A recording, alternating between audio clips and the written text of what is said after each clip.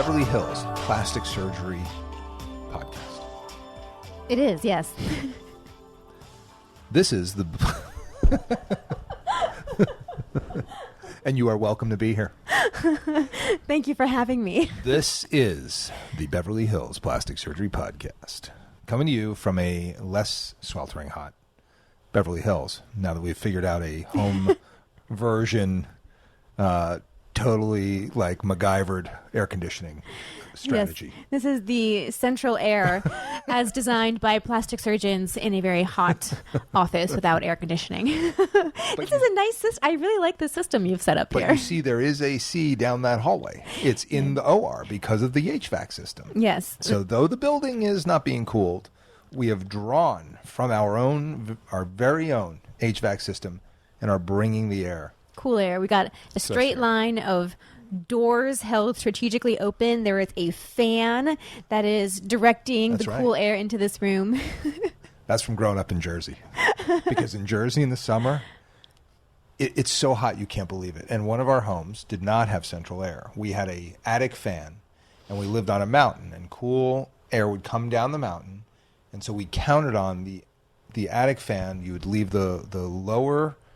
all the windows basically screened in on the ground floor where the air coming down, it didn't matter if it was 98 degrees outside, the air coming down that mountain was cool. And then the attic fan would draw it through the windows on the ground floor, up through the home, and then out the attic, and would circulate the air.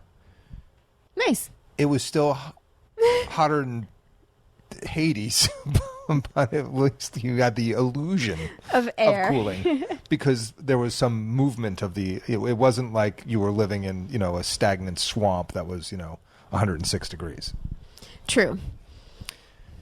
Back to plastic surgery. But that's not why we're here. No.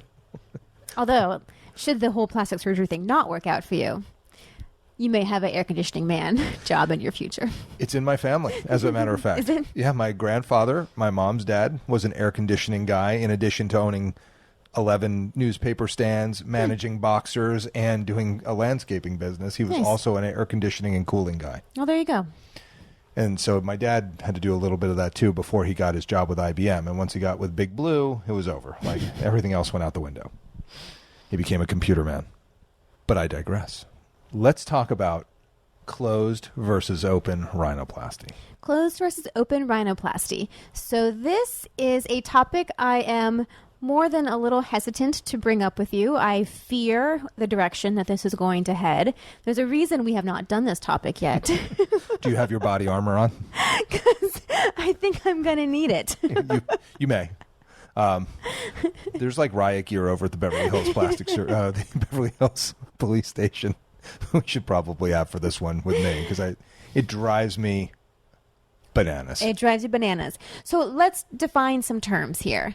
What is an open rhinoplasty? What is a closed rhinoplasty? So open rhinoplasty is basically, to make it simple, there is a columellar incision where you cut the skin between the nostrils and you dissect the skin off of the cartilages of the tip of the nose and go up the bridge of the nose to the bones, and it is an open approach where you are looking down on all of the structures. Right, you're looking at it right from the top. Right in front of you. The skin's been sort of degloved, if you can think of it that way. It's been turned up off the nose. You're looking at the structure of the nose directly from on top.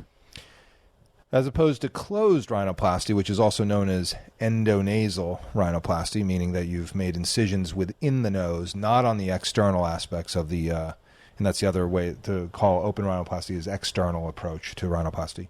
This is endonasal rhinoplasty, also known as closed rhinoplasty, where you do not have a columellar incision, and all of the dissection is done from incisions that are made inside of the nose that are not visible. Wait, I'm sorry. So there are incisions in the nose? Yeah, it's not scarless. Huh.